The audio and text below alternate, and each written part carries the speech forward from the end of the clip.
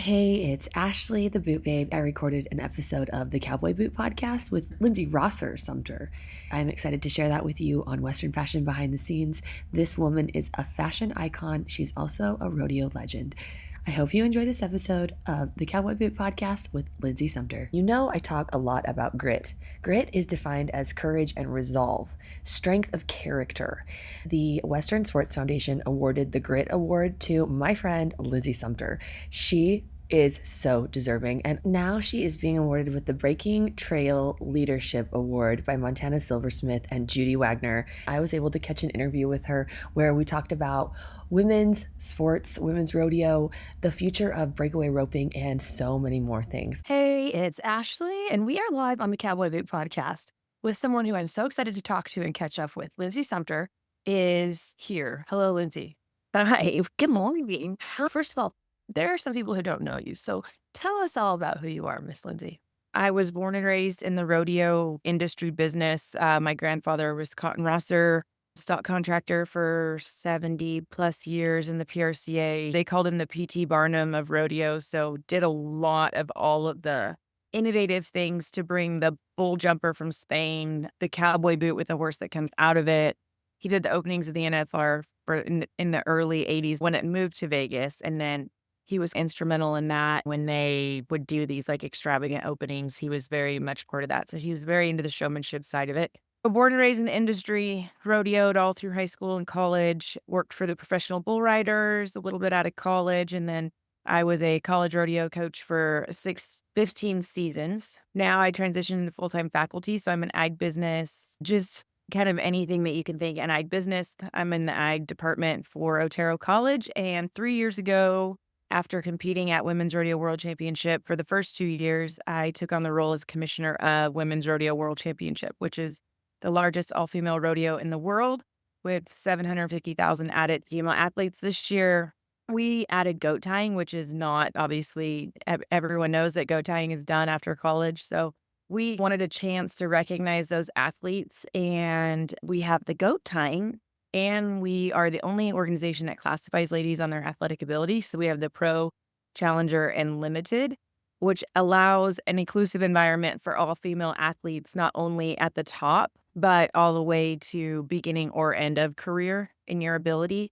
So with all of that, this year, 2025, in May, when we go back to Cowtown Coliseum, the 12th through the 17th, and then we end in AT&T, we will award $802,000 just in our event, with the goat tying and the limited and all of those fun new initiatives that we started. So pretty cool. Okay, you gave us like 3 hours to unpack right there, and I love it. Sorry. So many people are not familiar with rodeo. Let's just Great. start here. We have a pretty big, broad audience with the Cowboy Boot podcast. We ask a lot of people where they got their first pair. You were born into this. That's Yeah, I don't lifestyle. I was probably born in boots, honestly. Yeah. And that's really not a lifestyle that most people can understand anything about. You rodeoed growing up, just like someone would play sports, you rodeoed. And now to find yourself as the commissioner of the only women's, there's another women's one, but I really feel like it's the only one that portrays all of the athletic abilities of women. This is a very interesting place to be. So right now, last year, we talked about, I'm going to jump around a little bit because the audience knows that ad breakaway was a huge thing at the NFR last year. There were millions and millions of views for these signs. The Trotter House guys, there were so many people who got on board, very famous people that said, add breakaway to the NFR, add breakaway to the NFR. What happened with that? Tell me where that went. How did that end? It's still not at the NFR. They have the national finals of breakaway roping. It's its own event. It's still within the WPRA. So the WPRA is a sanctioning body for the professional, same as the PRCA, Professional Rodeo Cowboys Association, who is the managing organization, membership organization that handles like the NFR and a lot of your major, bigger rodeos around the country. So that's PRCA. The Women's Professional Rodeo Association, the WPRA, is a membership organization that handles the sanctioning of the barrel racing, and now in the last 3 years, the breakaway roping for the professional rodeos. So your bigger rodeos, your Fort Worth, your Houston, your Pendleton, Salt Lake, Ogden, all of these major Salinas, all these major rodeos across the country. So those two organizing membership bodies is who handles all of this. The breakaway roping is not sanctioned by the PRCA. The that Las mean? Vegas events is who handles the NFR, and they have a 12-year contract.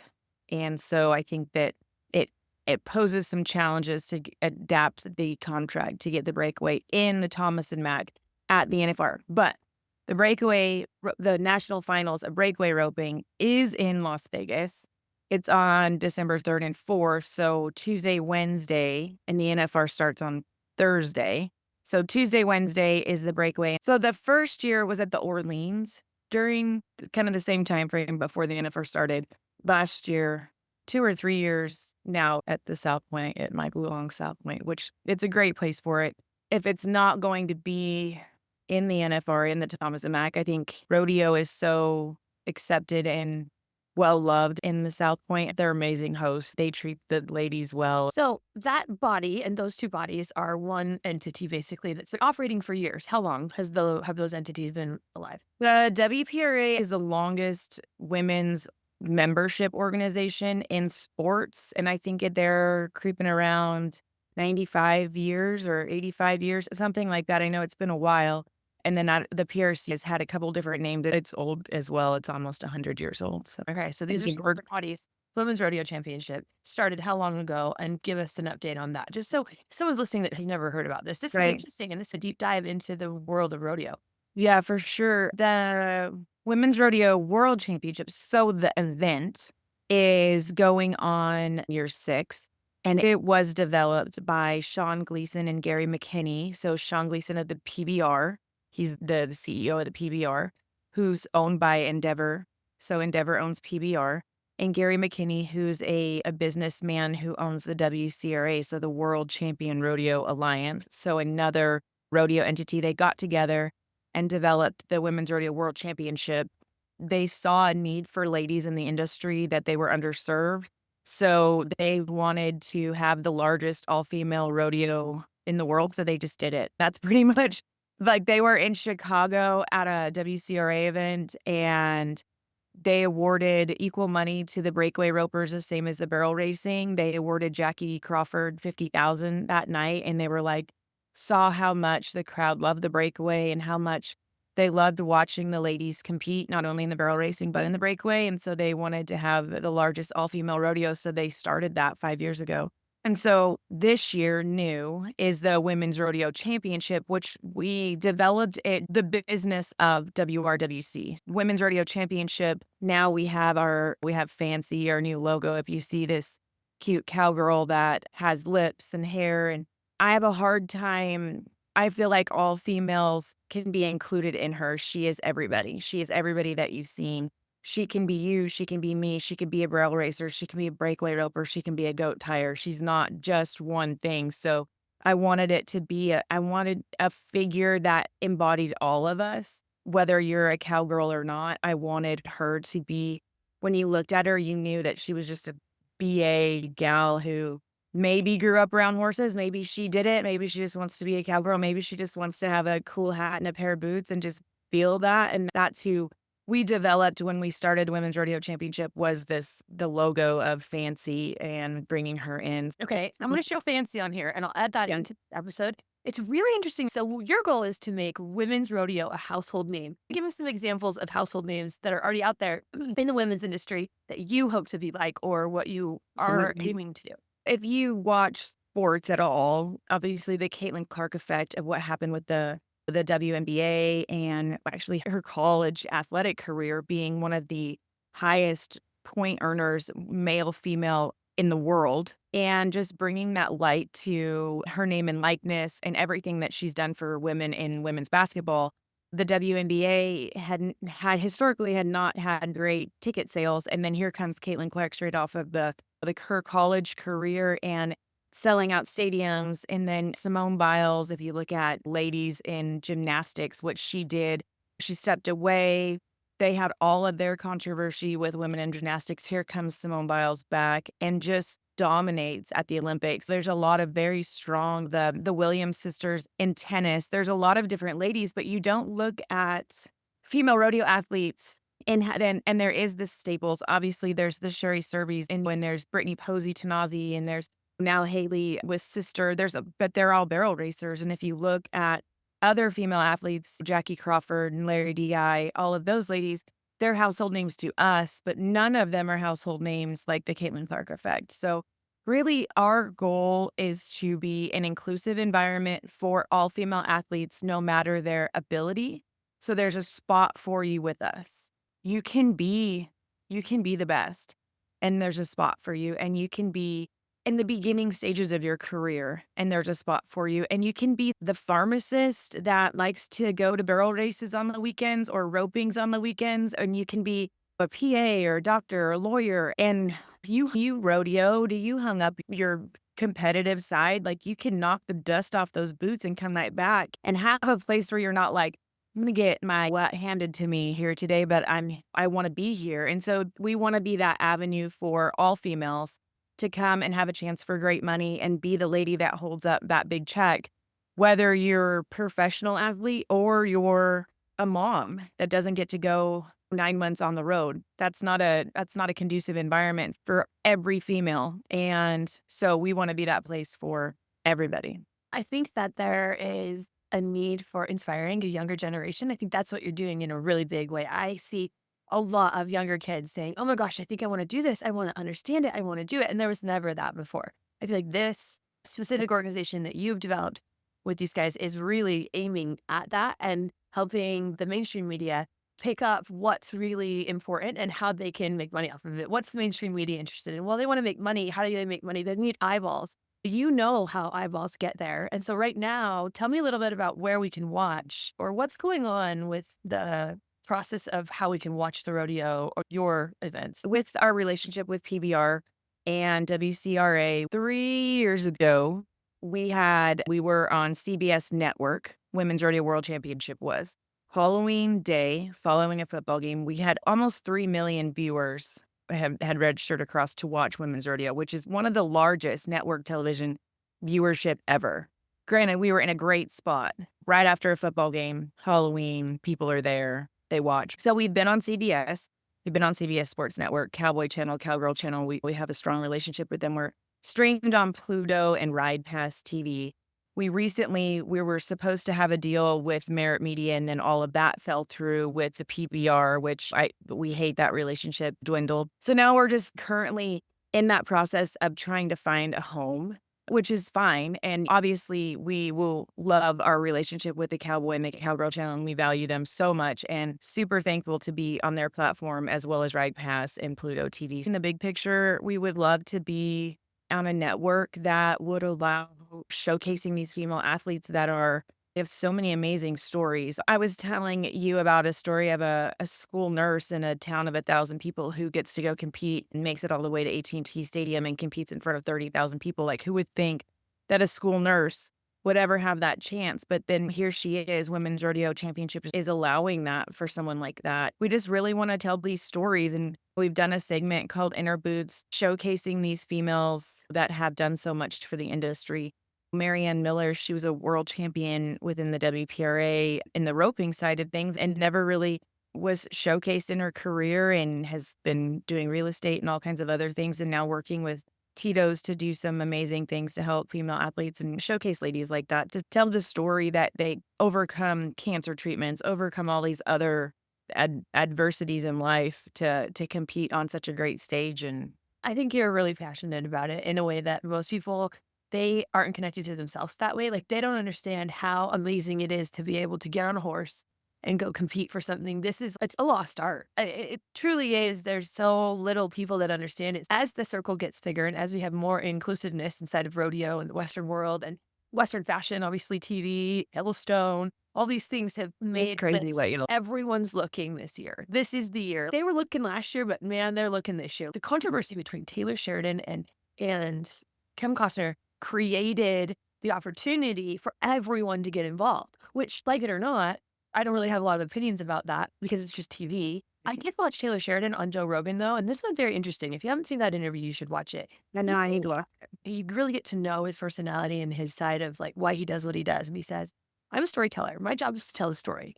to tell you the story about what people actually went through. It's not my job to judge it or to put it in a certain way that might make you think a certain way. It's just my job to tell you what I know they went through based on real life experiences. And that's really what rodeo is. That's what the hardship and the heartache and the love and the passion and the pain inside of rodeo is extreme. It's one of the most extreme sports in the world that's And I not. don't get paid.